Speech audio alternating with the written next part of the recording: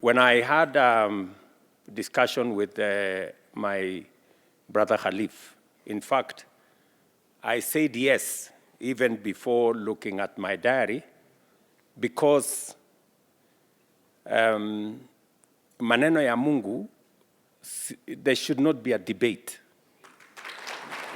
on matters to do with God.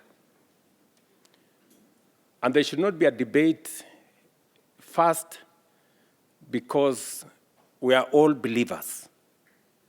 And number two, the Constitution of Kenya, the first words of the Constitution of Kenya says God of all creation. And we can debate about many things. We can debate about many viewpoints. But when it comes to matters of God, there should be no debate. We must all close ranks and stand on the same side. And I want to tell you, you can never go wrong with God. Pahali watu wameungana kwa umoja, Mungu anaamurisha baraka when people are united. So, this unity of purpose that I see here, the fact that we've all come together for a common purpose, I am sure the assignment we have here, we are going to do it, and we are going to complete it. Matters education are important to all of us because ignorance and lack of knowledge limits the potential of people and countries. So the more education is made available to citizens, the better we become as a nation. And it is the reason why we have invested a lot of resources in matters education. We have hired more teachers, we've put more resources, we've built more classrooms, we have straightened CBC, because knowledge is important. And I am very happy that even we are thinking about madrasa and how to make them sustainable. This event of making the teaching of religious teachings sustainable goes a long way. Along the same lines, we are consolidating the place of education in our country because it is the single most important empowerment that we can give to this generation and to the generations that come after us, education. And so I want to say congratulations to the people who are putting this together. Empowering communities, empowering citizens through education is one of the best and the single most important means of creating prosperous nations. We must be prudent in the management of the resources that come our way, whether they are private, whether they are religious, whether they are public. We must all be prudent. We must manage these resources with integrity.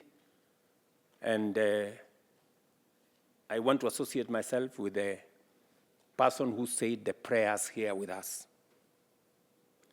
The reason why we have done three most important things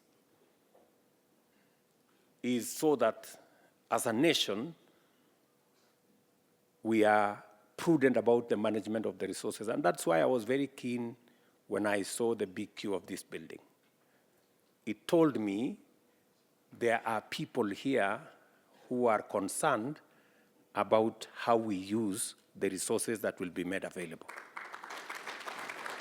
And we must do the same. In our midst here are leaders.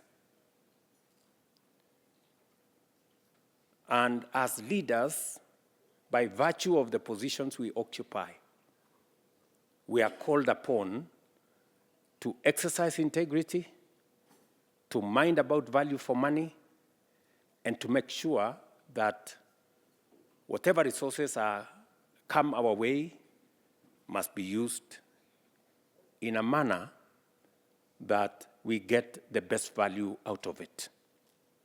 The reason why we digitized our services, and we are now saying we want a cashless system. We want to pay using a system that is predictable. The reason why we have digitized government services, we have digitized government payments, we are digitizing SHA, we are digitizing all the things we are doing is number one, so that we can improve on integrity. Number two, the reason why we agreed that we must have a conflict of interest bill and law now that makes sure that those of us who have the privilege to serve in offices that exercise authority and power must be held to account so that we don't abuse the positions we have or the power we have or the authority that we have. And finally, it is the reason why we want government procurement to be in a transparent place where we can be sure that we are getting value for any purchase or any procurement of government services. I had an occasion to exchange ideas with the government of Indonesia. And they were very clear that through e-procurement, they saved up to 40% of money spent by procuring in a transparent manner. I want to encourage us as leaders, all of us, to work together.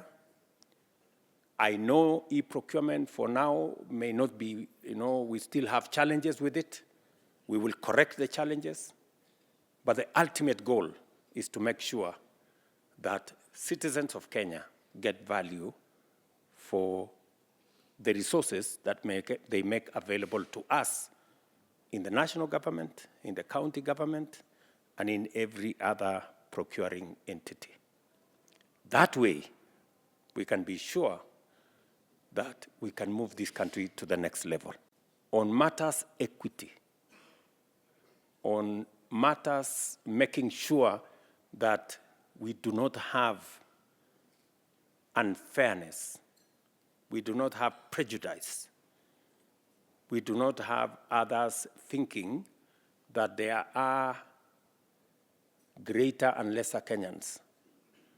That going forward, as I said when I was in Wajir, we are citizens of one nation with equal rights as citizens of Kenya. And it is my responsibility as the leader of this nation, by God's grace now, to make sure that no part of Kenya, no community in Kenya, no religion in Kenya is lesser or greater than the other.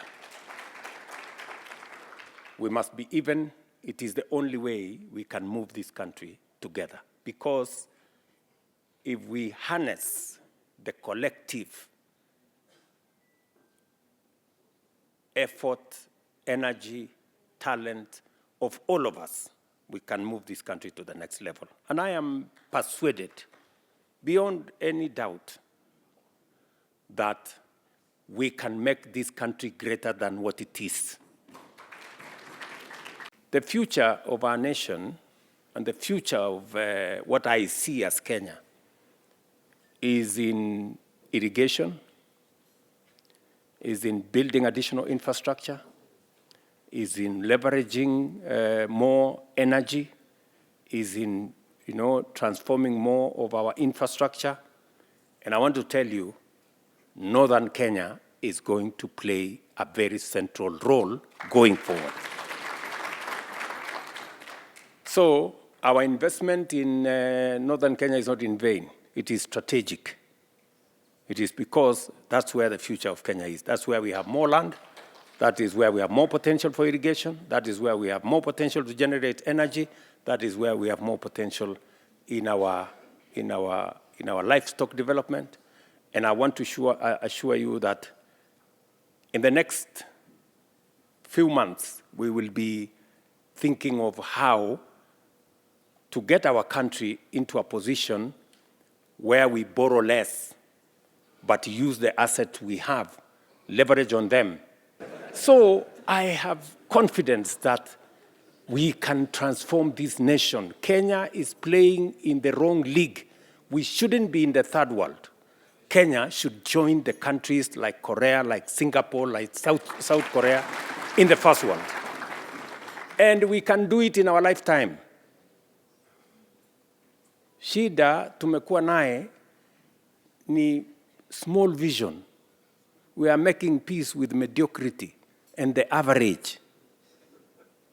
Mungu atusaidie inshallah, hii nchi yetu tuibadilishe. And I am very confident about the future of this nation.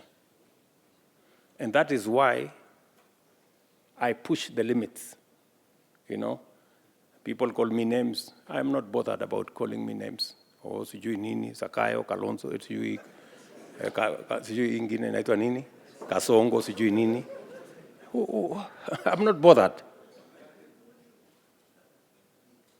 Shortly, you will see, hata kama uko unataka kukataa namna gani, you will see the transformation happening in our country. And that is what is important to us.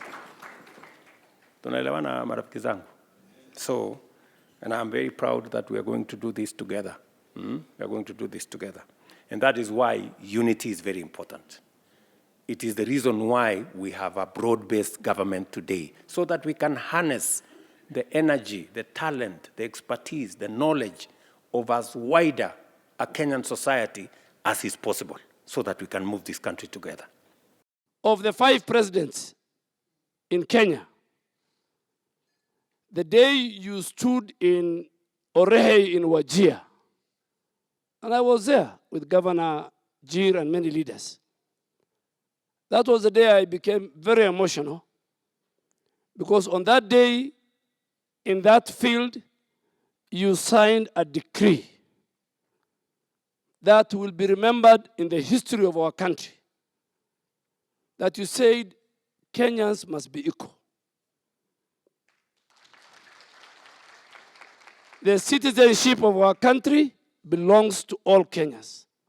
This community, and many other communities even who live along the border, our brothers, the Maasai, the Kuria in Isabania, some of our brothers in Western near Busia, you said in accessing citizen documents, they must be equal. Today, Your Excellency, unajua nimewambia watu wengi hapa hasa jamii yetu, huyu Rais William Ruto ni tofauti when it comes to our community. But now people have seen it when you became more so the president. And this time around, Your Excellency, mimi nasema sisi chini tutashindana. Vile hata mheshimiwa Jonathan anasemanga MCA, lakini sanduku ya William Samoei Ruto inshallah 2027 itajaa mapema na asubuhi. Kuanzia Isiolo, Marsabit, Mandera, Wajir, Garissa, and all of our people who live in the diaspora, including Nairobi. I know in our country, there are people who have, different opinion. And one of the problems you are facing, I know, is because you are working with this community. There are people in this country who are not happy about your relationship with this Somali community, Your Excellency. But these people, Your Excellency, are people who are hardworking, people who do their business, people who generate a lot in the economy. These are people who contribute so much to the GDP of this country, Your Excellency. So, Mr. Speaker, Your Excellency, you don't listen to any naysayers who are telling you that you should not work with this community, Your Excellency. This community, Your Excellency, is a strong community, and I can tell you, from what I am seeing, in 2027, the numbers of this community will determine the coming election. So, Your Excellency, I want to conclude by saying that my other community also is also doing very well. Now they are on board, and now we are part and parcel of the broad-based government. And the way things are moving, we shall reach together 2027 and beyond, God willing. Thank you very much. Thank you. Asante sana. On behalf of the population of our region as a whole, the Muslim Ummah, and particularly the leadership of the county, and led by my brother, the governor, who initiated this program. I just joined him somewhere along the line. He has really walked this path faithfully to make sure to see to the success. I want to say thank you very much, Your Excellency, and we are honored and bestowed. Umetutunuku hadi kubwa ya heshima, na tunataka kusema asante sana. Na kama jamii ya Mandera,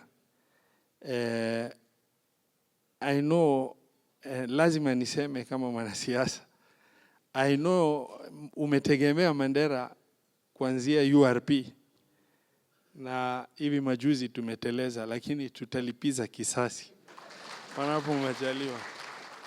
We will pay back in kind, as you have done with a lot of respect and forgiven us for the gaps that we have undergone.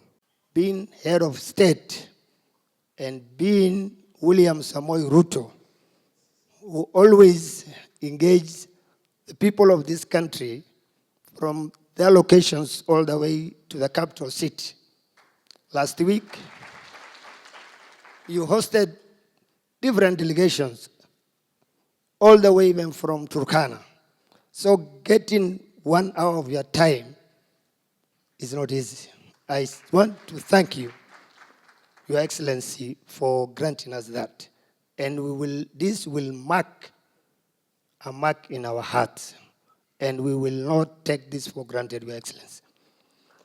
And I remember one Saturday when I text you very early in the morning, and I said, Your Excellency, I came from Mandera, and I want to go back on Sunday.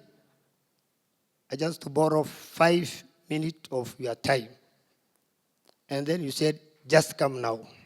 It's not easy. It's not easy. And when I came, I had a piece of paper, because I have several issues to discuss as head of Mandera government. And then you tell me, Governor, wacha hiyo listi mrefu, sema 3, vitu vitatu. Na nikasema ya kwanza, guest of honor ya madarasa. Ulisema tick. You didn't even ask madarasa gani. When I came back and told our ulama, they didn't believe. They are still doubting until just some few weeks ago. Your Excellency, I want to take this opportunity to thank you again and to pray for you that you continue leading this country. And I just want to tell those people who are talking of sikiza ground that you wewe unasikiza watu, sio ground. And We can't just take this for granted. You have made it plain and clear that as the Somali community in this country, we are not second-class citizens. Your Excellency, the people who regard us as second-class citizens are very poor in the study of history, because a basic study of history shows that the Cushitic communities came here before everybody else. In fact, when we were here, some of them were still in Central Africa. So we all came at different times, but we find ourselves in this place called Kenya, and it's good that we appreciate that we are all equal as Kenyans citizens. Secondly, and lastly, Your Excellency, every time that you have created time for us and have been generous with us, we continue to make promises. I think the promises of two-term have been ringing and sounding everywhere you've been.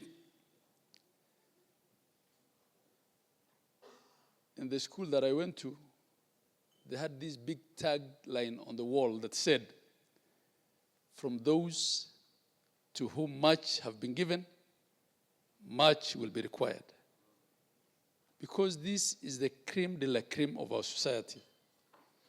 It's my hope, wish, and prayer that you will keep your promise in 2027, inshallah. Asante, thank you, and God bless.